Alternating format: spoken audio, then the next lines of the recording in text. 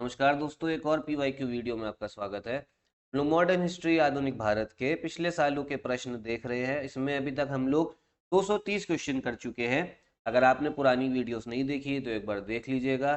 जब आप ये सीरीज पूरी कंप्लीट कर लेंगे, अभी तो ये चलेगी सीरीज, तो आप मॉडर्न हिस्ट्री आप पाएंगे कि आपका मॉडर्न हिस्ट्री बहुत अच्छे से कवर हो चुका है। तो जरूर फॉलो करिए। अच्छा, इस वीडियो को स्टार्ट करने से पहले मैं एक बात और बता दूं। आज की वीडियो में जो हम क्वेश्चंस देखने वाले हैं वो क्वेश्चंस ज़्यादातर फैक्चुअल क्वेश्चंस है। ठीक है, तो हमें फैक्चुअल भी क्वेश्चंस भी आने चाहिए, क्योंकि बीपीएससी क्या है, एग्जाम में आपसे कंसेप्चुअल तो पूछेगा ही क्वेश्चन, साथ में फैक्चुअल क्वेश्चन भी पूछेगा, फैक्ट भी याद होना चाहिए। ये वीडियो को स्टार्ट करते हैं। Who use the word Sarvodayas for the first time?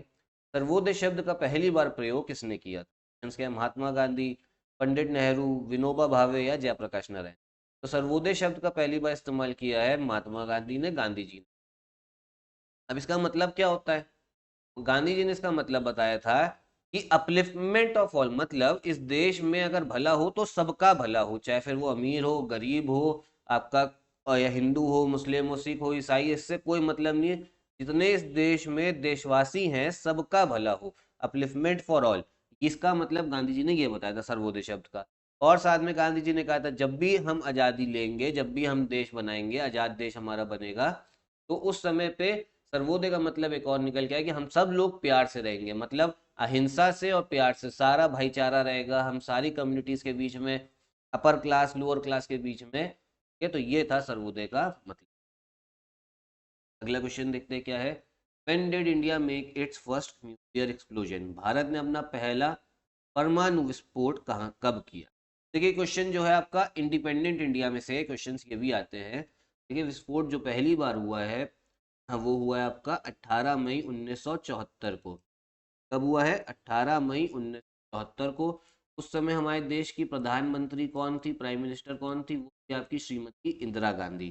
ठीक है, कौन थी प्राइम मिनिस्टर? श्रीमती इंदिरा गांधी। और उस समय इस जो ऑपरेशन था, इसका नाम दिया गया था ऑपरेशन स्माइलिंग बुद्धा।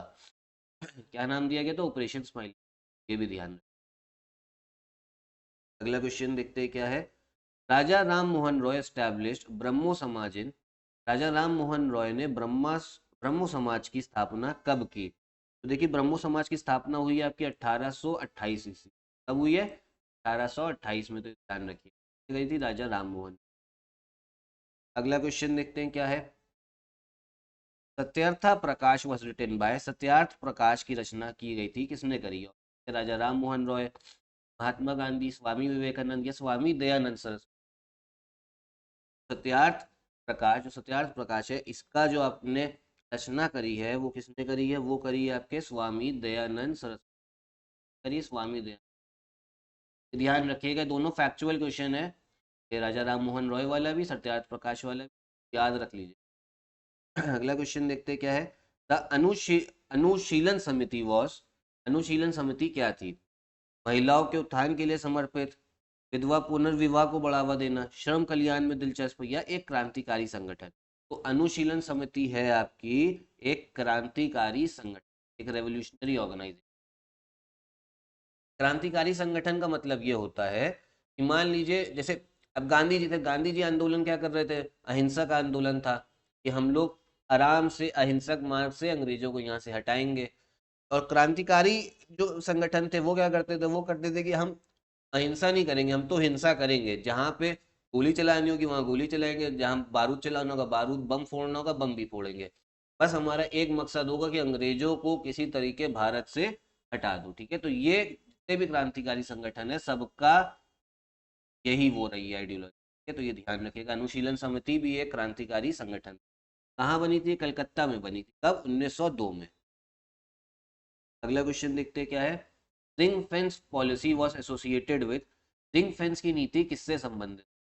तो ये अलग अलग गवर्नर जनरल दे दिए। तो रिंग फेंस की पॉलिसी लाए थे आपके वॉरेन हेस्टिंग्स। ठीक, ये मॉडर्न हिस्ट्री में थोड़ा पहले का क्वेश्चन है, मतलब वॉरेन हेस्टिंग्स आपके गवर्नर जनरल कब से रहे हैं? ये रहे हैं आपके 1772 से, 1772 से लेके 1785 तक। ठीक है, 1772 से लेके 85 तक। अब ये रिंग फेंस पॉलिसी में ये क्या करते थे? अच्छा, इन्होंने इस्तेमाल किसके खिलाफ करी है? इन्होंने दो राज्यों के खिलाफ करी है। अंग्रेज जब भारत में आए थे तो ये अलग अलग राज्यों को कब्जा कर रहे थे। उस समय इन्होंने 2 राज्यों के खिलाफ ये पॉलिसी इस्तेमाल करी, एक तो मराठाओं के खिलाफ करी है, ठीक है, दूसरा मैसूर के खिलाफ में, इसके मराठा और मैसूर के खिलाफ में। अब ये रिंग फेंस पॉलिसी में करते क्या थे, जो इनका पड़ोसी राज्य होता था उसको उसके यहाँ पे अपनी सेना भेज देते थे और बोलते थे कि तुम्हारा बॉर्डर जो है हम उसका बॉर्डर की रक्षा करेंगे, और जो इनके सैनिक गए उसका पैसा किससे लेते थे, वही जो पड़ोसी राज्य उससे लेते थे पैसा, ठीक है। तो ये लोग काफी दिमाग लगा के करते थे। तो ये रिंग फेंस पॉलिसी ध्यान रखिएगा कौन लाया, वॉरेन हेस्टिंग्स। कब से कब तक गवर्नर जनरल रहे, 1772 से 85 तक।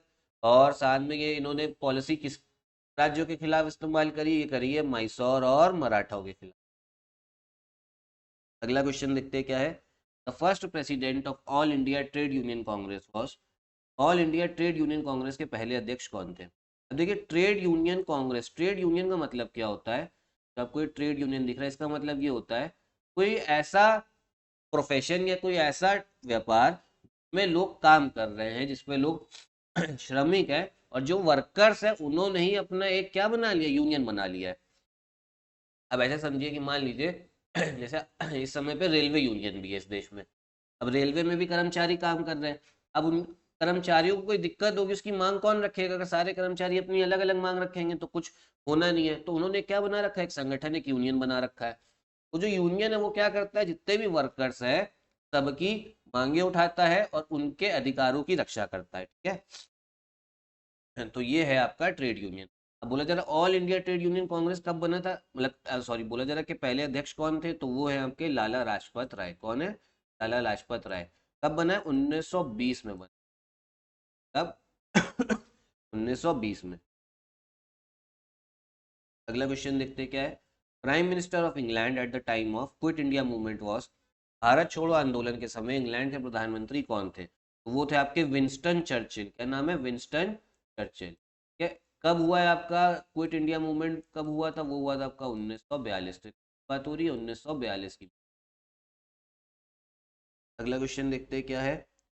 स्वतंत्रता आंदोलन में महत्वपूर्ण भूमिका निभाने वाले देवबंद विद्वान का नाम बताइए। देवबंद स्कॉलर की बात हो रही है।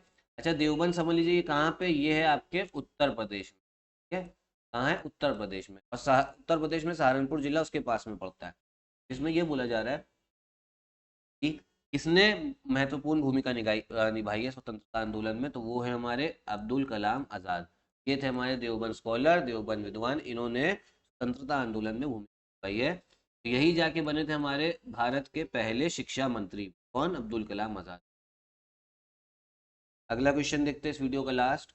हु वॉज सरदामणि, सरदामणि कौन थी, तो देखिए ये थी आपकी वाइफ ऑफ रामकृष्ण परमहंस, ठीक है, रामकृष्ण परमहंस की पत्नी थी। अब रामकृष्ण परमहंस के बारे में जान लीजिए, ये ये टीचर माने जाते हैं किसके, स्वामी विवेकानंद के, ठीक है। मतलब स्वामी विवेकानंद जो थे वो रामकृष्ण परमहंस के शिष्य थे, मतलब उनके स्टूडेंट थे। स्वामी विवेकानंद ने काफी सारी अपनी जो टीचिंग है वो किससे ली है, रामकृष्ण परमहंस। ये भी ध्यान रखिएगा, ये फैक्ट है इनके बारे में इंपॉर्टेंट। ठीक है, तो यही थे आपके इस वीडियो के क्वेश्चंस। वीडियो में अगर आपको कहीं कोई डाउट लगा हो तो कमेंट बॉक्स में पूछिएगा। वीडियो पसंद आए तो लाइक करिएगा, कमेंट करिएगा, ठीक है। और अपने दोस्तों को भी शेयर करिएगा, चैनल भी सब्सक्राइब करिएगा। यहीं पे वीडियो भी खत्म करते हैं। नमस्कार।